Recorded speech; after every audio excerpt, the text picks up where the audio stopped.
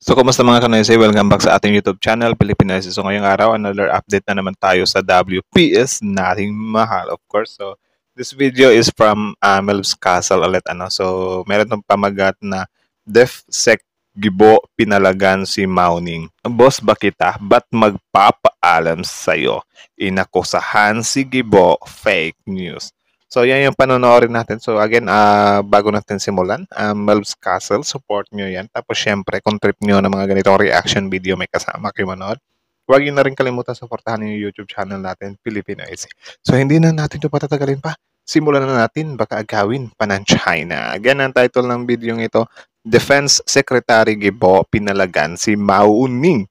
Boss, bakit ba't magpapaalam sa'yo? Inakusahan si Gibo. Fake news. So again, like, comment, share, subscribe. Start. Probably a misunderstanding or an accident. Mukhang Lakas ng trip, misunderstanding lang daw. Ulit. So this was probably a misunderstanding or an accident. mukhang may mapapatalsik ata sa pwesto. Kung sa Executive Secretary Lucas Bersamin parang naduduwag pa sa China, ibahin mo si Defense Secretary Gibo Teodoro. Anong Yan din yung gusto ko kay Sec Gibo, men, kasi matapang din talaga. misunderstanding? Kitang-kita naman sa video na sinadya yun ng China. Ba't nyo pa pagtatakpan niyang mga incheck? Hindi raw aksidente ang nangyari. Illegal raw ang agresibong pang-uugali ng Chinese sa ating teritoryo at huwag na raw itong ipagtanggol. We see the latest incident in Ayungin not as a misunderstanding or an accident. The President personally talked to the Tama. troops involved in the RORE. We have now come to the conclusion that it was not a misunderstanding or an accident. Di ba? Pinagtatanggol pa eh. Misunderstanding lang daw eh. Grabing misunderstanding yun ha. Naputulan ng daliri. Like, man. We are not downplaying the incident. It was Dapat an lang. aggressive and illegal use of force. Binatikos rin ng Secretary Gibo yung sinabing i-anunsyo raw sa publiko yung resupply mission. E di parang nagpaalam tayo sa China niyan. Dito hindi raw kailanman hihingi ng permiso ang Pilipinas sa China pag magsasagawa ng RORE mission. Talaga ba? Nako, minsan talaga mga ganito, magdududa tayo ba? Ipapublic na nila na magre-resupply mission tayo. Like, tama naman dito yung sinabi ni, di ba, ni Melbs na, parang ano lang yan parang nagpapaalam na tayo sa China niyan di ba? May involvement kaya dito yung China, men. Nagtatanong lang naman. Di China ang bossing natin na dapat sundin. Seek neither permission nor consent from anyone in Tama. performing our sworn duties in the West Philippine Sea. In this regard, we will continue our rotation and resupply missions on a regular basis. The welfare of our troops in the BRP Sierra Madre being a matter of utmost importance. E di lumalabas na China talaga ang nagsimula at nagpainit ng tensyon noon. Pero Sila naman talaga eh. Sino ba? May iba pa ba? Sila lang naman talaga eh. Sadyang hindi lang talaga nila nakikita, men, na sila na yung nagsisimula ng gulo, di ba? Dahil sa maling paniniwala nila yan eh. Di na tama yan, men. fake news raw yan, sabi ni Mao Ning. Sinisiraan raw ng Tayo Pilipinas ang China sa international community. Hello China, Mao Ning. Sirang-siraan na po Ba't nagmamatter pa sila sa kung anong sasabihin ng international community? Hindi nga nila masunod yung international law eh. Bakit magmamatter pa sa kanila yan? Di ba? Nga sira talaga. Tuloy. kayo. Kahit di kayo siraan ng Pilipinas, alam ng buong mundo na tunay na pangit na pag-uugali ng mga incheck. At wala nang maniniwala sa inyo. Dito muli kasing sinisisi ng China ang AFP na tayo raw ang nauna at gumanti lang ang China.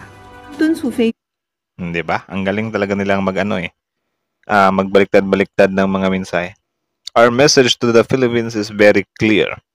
Stop infringing on China's rights and making provocations and stop misleading the world. Wala talaga. Galit na sa inyo yung world. Ewan ko din si Mao Ning kung ano yung nasa laman ng isip niya. 方停止侵权挑衅，停止误导国际社会。关于你提到的菲方船只非法闯入仁爱礁邻近海域的事件，中方已经介绍方停止侵权挑衅，尽快回到通过谈判协商妥处涉海分歧的正轨，同中方相向而行，维护好南海的和平稳定。 Iba na lang. Muli namang iginit ni PBBM na sa harap ng aksyon ng China, di tayo magiging sunod-sunuran sa kanila. Di tayo magpapaalipin sa dayuhan. Nagpapasalamat naman ng Pangulo sa ating mga kasunduluhan na andang ibuwis ang kanikin nilang buhay para lang sa ating bayan. So ayan, saludo din sa mga kasundaluhan natin na grabe men. Before, while nag-aaral pa lang sa kanila, alam na nila na yung kabilang paa nila nasa hukay na. 'Di ba? Willing talaga silang i-sacrifice yung mga buhay nila para sa bansa natin. So, saludo sa kanila. Sila yung mga tinatawag nating mga buhay na bayani. So, shout outs to them. So, tuloy. Kakaasa raw ang AFP na walang hanggang suportang matatanggap mula sa pamahalaan. Kailanman ay hindi tayo magpapasupil at magpapaapi kahit na Boom. kanino man. Kayo ang halimbawa. Shoutouts kay Mr. PBBM talaga. Ang layong-layo niya talaga sa past administration, men. Bawa ng isang bagong Pilipinas. Kayo ay isa sa aming inspirasyon para lalo pang pagbutihin ang aming sinumpang tungkulin. I reassure you that you have the entire nation behind you, praying for your safety, praying for your success. The Filipino people is grateful for your dedicated service and to the families that support you. The government will continue to provide all your needs and look after your welfare and your family's welfare.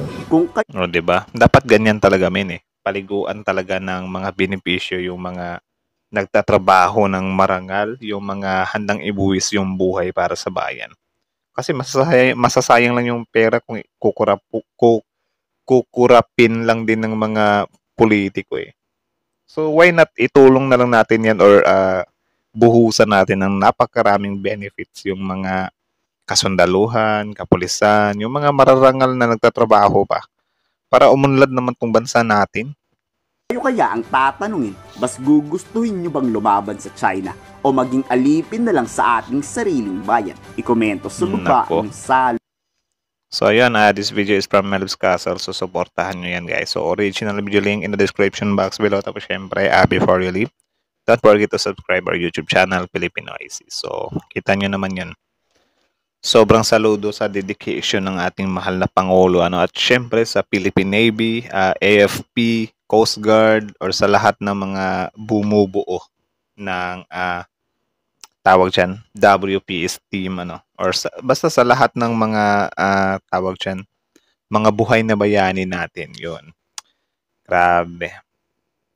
Kakalungkot isipin yun na parang tinitingnan lang nila as misunderstanding. Like, paano naging misunderstanding yung kita nyo naman na grabe na yung aggressiveness ng China, di ba?